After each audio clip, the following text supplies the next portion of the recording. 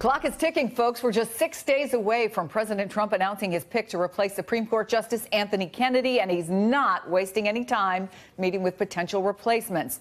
The president actually met with 4 possible picks yesterday, 45 minutes each. And while he wouldn't name names, he was quick to praise their credentials. They are outstanding people. They are really incredible people in so many different ways, academically and every other way. I'll be meeting with 2 or 3 more, and we'll make a decision on the United States Supreme Court, the new justice. That'll be made over the next few days, and we'll be announcing it on Monday. Now, the Washington Post reports the president met with these 4 federal appeals judges: Brett Kavanaugh, Amy Coney Barrett, Amol Thapar, and Raymond Kethledge. And there's a new poll out on one of the biggest issues surrounding this decision, the impact on Roe v. Wade. Morning Consult Politico reveals 52% of voters want the next Supreme Court justice to support abortion rights. And then you break it down by party. 73% of Democrats, 49% of independents, a majority of Republicans, though, 54%, want the new justice to oppose abortion rights. Joining me, MSNBC contributor and New York Times reporter Jeremy Peters. My panel is back with me. So, Jeremy, who are you talking to? What are your sources telling you about how the president is actually narrowing down this short list? Well, Chris, Kavanaugh and Coney Barrett seem to have the inside track. It's all going to come down to, I think, what their published opinions and writings are going to do to the confirmation process and just how contentious they make it. Something counterintuitive to consider here. Amy Coney Barrett, is somebody who is known to be deeply religious. She's a Catholic. She belongs to a very small, tight-knit group called People of Praise that has received some scrutiny lately for some of its less orthodox beliefs, including taking a lifetime loyalty oath to the organization and basically preaching an ideology that says the husband is the head of the wife in the family unit.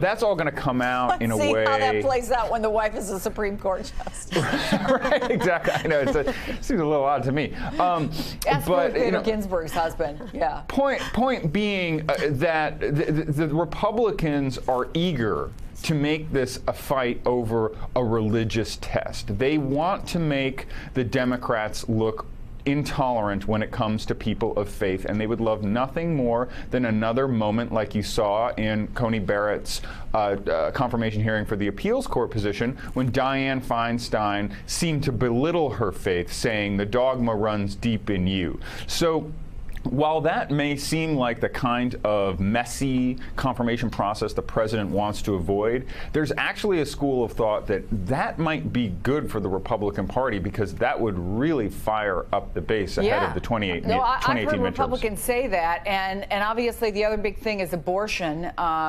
You have said not enough attention is being paid to what President Trump said over the weekend about abortion rights during that Fox News interview. I just want to play that key part of it. On the campaign trail, you said you would leave it to the states. Well, maybe someday it will be to the states. You never know how that's going to turn out. That's a very complex question. The Roe v. Wade is probably the one that people are talking about in terms of having an effect. But we'll see what happens. But it could very well end up with states at some point. So what did that strike you, Jeremy? Well, it's actually consistent with what President Trump has said before. I was just kind of struck to hear him say that as he has this short list in front of him and a very real vacancy. He's made no secret that he doesn't see an issue with the states deciding on the legality of abortion, which effectively means that Roe v. Wade is overturned. I think, though, that when you look at his list of nominees, forget about the list even, Chris, look at the letter that then candidate Trump sent to leaders of the pro-life groups back in the middle of his campaign when he pledged in writing to support and appoint pro-life justices to the Supreme Court. We pretty much know what kind of justice we are going to get when it comes down to the issue of Roe.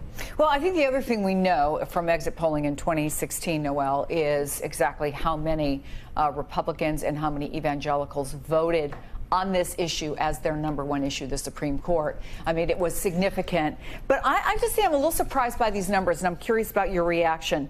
73% of Democrats want the next Supreme Court justice to support abortion rights. I thought it would be higher, actually. I did too. And 54% of Republicans want the new justice to oppose abortion rights.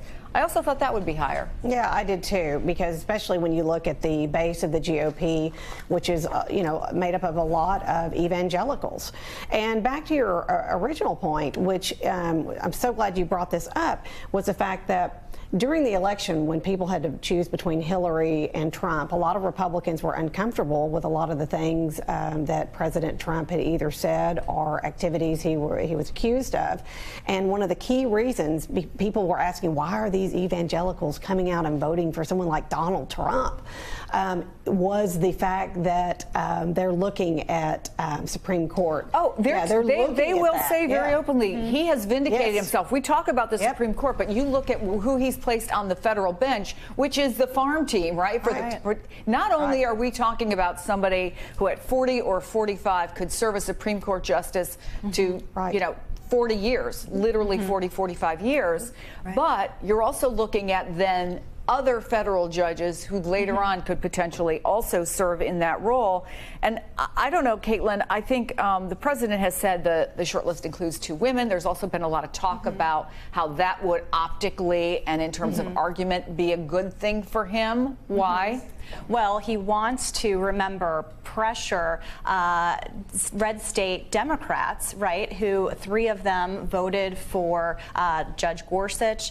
He's putting pressure on that. One of them includes, of course, Heidi Heitkamp of North Dakota. I think what's really interesting here as it pertains to women and the role in this nomination fight, we know that on the Democratic side, women have certainly been driving the energy and, the mobilization effort for Democratic candidates. And when you talk to Democrats, they're very much focused on highlighting the issue of Roe v. Wade in order to energize that force to put pressure not only on all of the Democrats, trying to keep all of those 49 Democrats together, but also putting pressure on people like Lisa Murkowski, Susan Collins. And so that's where they see the pressure point is when it relates to women. And over on the Democratic side, let's also note, Jeffrey, that they're putting together a number of different organizations, have millions of dollars, and they've already been looking at this list. The president put this list out, by the way, on the campaign trail. They said, thank you very much. It gives us a little time to do our background research.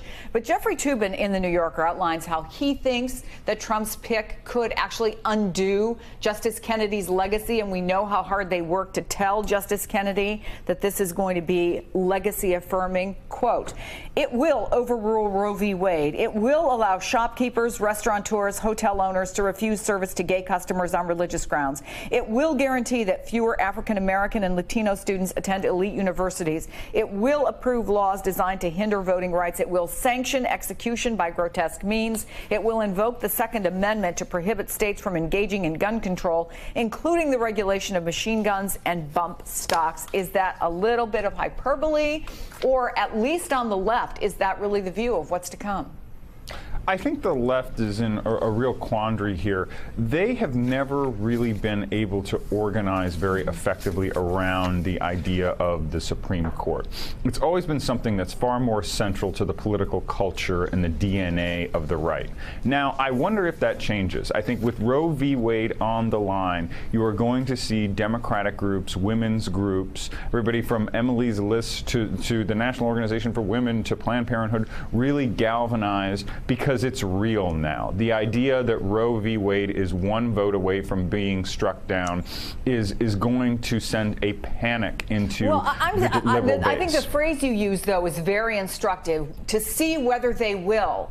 Right. It's not like we didn't know this was coming. It's not like whether you're on the right or the left. Right. Once Donald Trump got elected, it was pretty clear that at some point he was going, well, first of all, Mitch McConnell made it clear that he was going to be able to appoint at least one Supreme Court justice, which obviously he has with Gorsuch, but that there would be maybe 2 or even 3 coming. So if they're talking about what they're going to do now, why? Why wasn't that something that was ready to roll the minute this happened, the minute Justice Kennedy put his letter of resignation in?